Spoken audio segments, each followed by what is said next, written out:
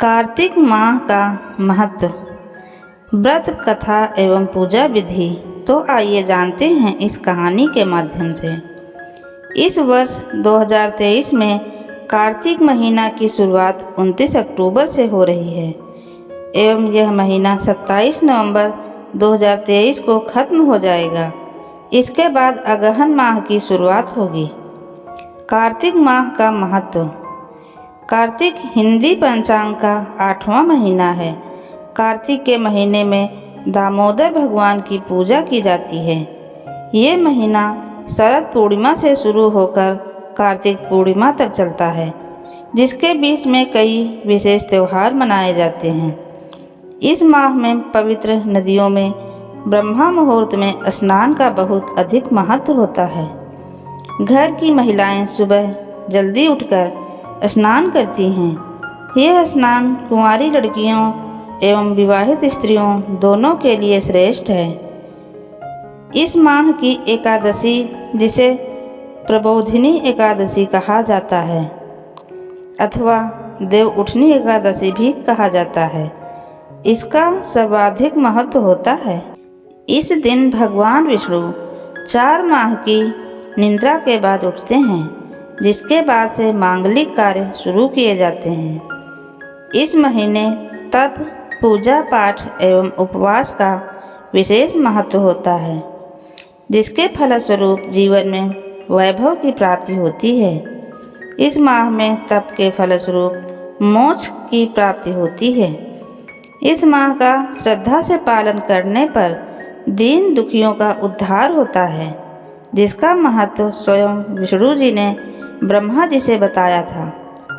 इस माह के प्रताप से रोगियों के रोग दूर होते हैं, जीवन में विलासिता से मुक्ति मिलती है।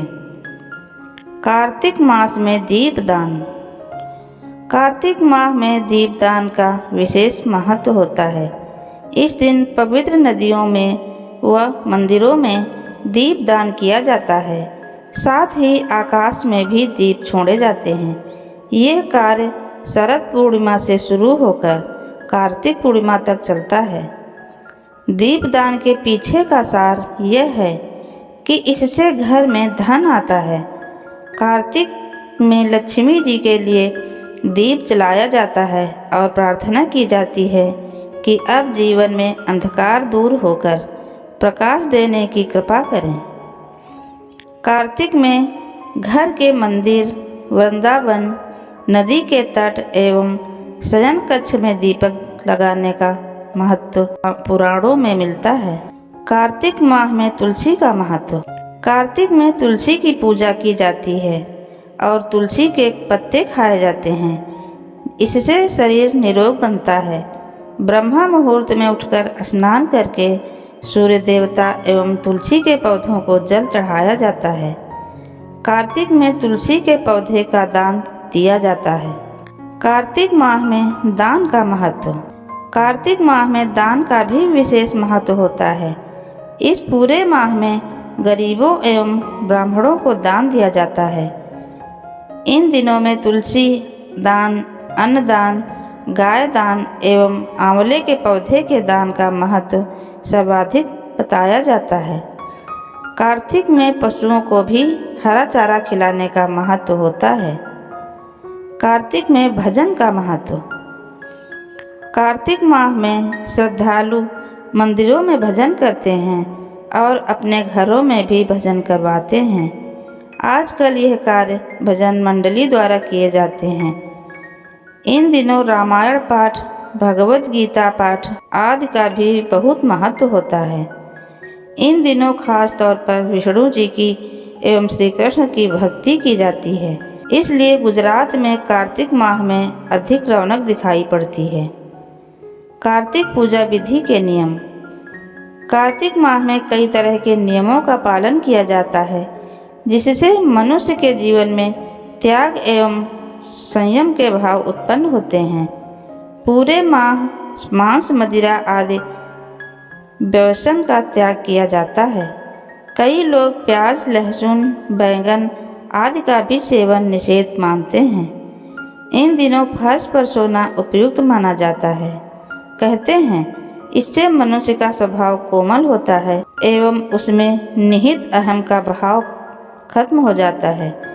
कार्तिक में ब्रह्मा मुहूर्त में स्नान किया जाता है।